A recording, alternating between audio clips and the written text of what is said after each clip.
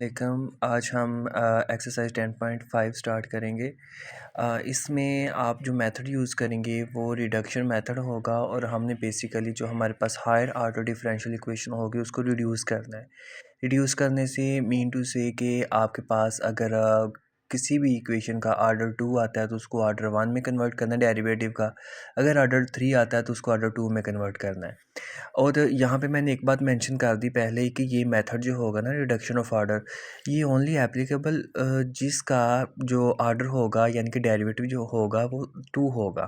3 4 पे एप्लीकेबल नहीं है, काफ़ी लेंथी हो जाता है। इस वजह से कहीं पे भी आपको सेकंड डेरिवेटिव नज़र आए, उसके साथ आपको सिंगल डेरिवेटिव नज़र आए और यहाँ पे ये जो पी और क्यू लिखे हुए हैं ना, ये कांस्टेंट भी हो सकते हैं दोनों और दोनों वेरिएबल भी हो सकते हैं।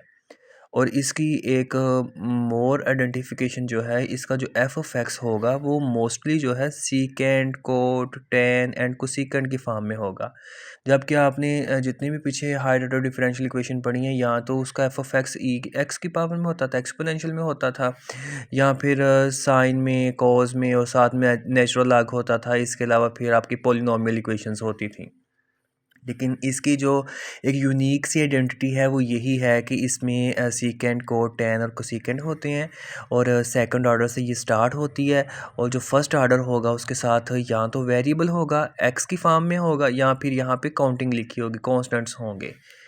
अच्छा, इसके ना 2 वे हैं, 2 केस है इसके। पहला केस तो ये होगा कि आप वाई सी कैसे फाइंड आउट करेंगे। आपका वाई सी जो है वो नॉन होगा। नॉन मीन कि आप वाई सी बना सकते हैं। कैसे बना सकते हैं? अगर आपके पास ये पी और क्यू कांस्टेंट होंगे तो आपका जो वाई होगा, वाई सी आप वैसे ही निकालेंगे जैसे आप पहली एक्सरसाइज में निकालते आ रहे हैं। Is it clear? और दूसरे नंबर पर जो आपका वाई पी होगा वो कैसे होगा? वाई पी आपने लिखना है, Y P is equal to V and ये वाई। ठीक है जी। ये वाई कौन सा होगा? ये जो आप वाई सी निकालेंगे ना वो वाला वाई सी होगा। अब जब आपके ये कांस्टेंट होंगे ना पी एंड क्यू, तो आपने वाई पी निकालने के लिए क्या करना है? वाई सी में ना आपके 2 कांस्टेंट होंगे। आपका एक C1 हो सकता है और एक C2 होता है। उसमें से आपने क्या करना है? किसी एक C1 को 0 और C2 को 1 पुट करना है। या C2 को 0 पुट कर दें या C1 को 0 पुट कर दें। फॉर एग्ज़ाम्पल यहाँ पे मैं एक दफ़ा बता देता हूँ, ये आपका एक वाई सी है और ये मैं कुछ इस तरह से लिख रहा हूँ, C1 sin x plus C2 cos of x।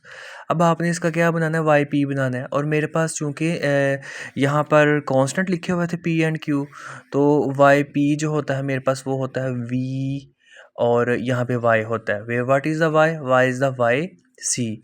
अब वाई सी बनाने के लिए आपने क्या करना है? या तो C1 को 1 पुट कर दें या C2 को 0 पुट कर दें। आपकी मर्ज़ी पे डिपेंड करता है आपने क्या पुट करना है। तो पुट करने के बाद एक ख़त्म हो जाएगा फैक्टर और दूसरा आएगा, दूसरे को इसकी जगह पुट करना है तो वो आपका वाई पी बन जाएगा।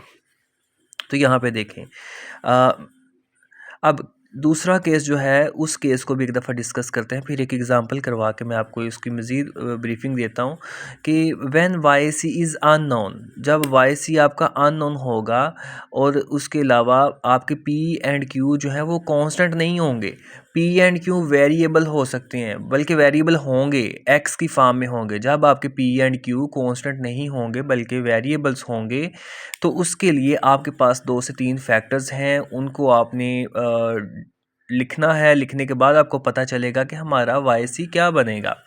फॉर एग्ज़ाम्पल ये देख ले, मैंने यहाँ पे एक एग्ज़ाम्पल के लिए इक्वेशन लिखी है कि ये भी सेकंड ऑर्डर है, इसके साथ भी कांस्टेंट है, इसके साथ भी क्या लिखा हुआ है, सॉरी वेरिएबल है ये भी, और यहाँ पे भी वेरिएबल है और यहाँ पे कांस्टेंट है। ठीक है जी, ये भी वेरिएबल है और ये भी वेरिएबल है। अब चूंकि यहाँ पर तो आ गए हैं वेरिएबल्स, तो वेरिएबल्स के लिए ना डिफरेंट यहाँ पे रूल्स हैं। पहला रूल क्या है कि आपने क्या करना है, जो आपका पी के साथ लिखा हुआ होगा वो टर्म और जो क्यू के साथ लिखी गई होगी टर्म। क्यू क्या है यहाँ पे? Q is the variable or constant which are represented by Y, यानी कि वाई के साथ जो भी टर्म होगी वो क्यू होगी। और यहाँ पर ये जो आपका लिखा हुआ है ना डेरिवेटिव, उसके साथ जो टर्म होगी वो आपकी कौन सी टर्म होगी, पी। अब यहाँ पे देखें आपके पास चूँकि ये दोनों लिखे हुए हैं तो आपने क्या करना है, मैं यहाँ पे पी की जगह पे 3x² लिखूँगा प्लस क्यू क्या है, क्यू हमारे पास यहाँ पर 1 लिखा हुआ है तो हम यहाँ पे 1 लिख देंगे और इस क्यू को हम x के साथ मल्टीप्लाई किया करेंगे। तो फिर देखेंगे अगर हमारा आंसर ज़ीरो आएगा तो हम क्या करेंगे, हमारा जो आएगा वाई सी वो आएगा v is equal to V X, Y is equal to V X. एक बात ये, अच्छा वो अगर ज़ीरो नहीं आता तो फिर हम क्या करेंगे, p और q में 1 प्लस करके देखेंगे, हमारा आंसर अगर ज़ीरो आ गया तो फिर हम अपना जो y लेंगे वो क्या लेंगे, y is equal to V E x.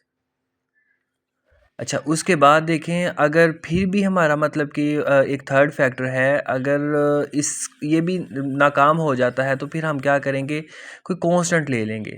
यहाँ पे मैंने स्क्वायर लिया, मतलब कि फॉर एग्जांपल यहाँ पे a² लिया ना, तो मैं कहता हूँ कि आपने अगर 2 लेना ना तो एक दफ़ा 2 का स्क्वायर लें और फिर साथ में 2 को p के साथ मल्टीप्लाई करें। Where what is the p is the variable which is represented by the first order derivative.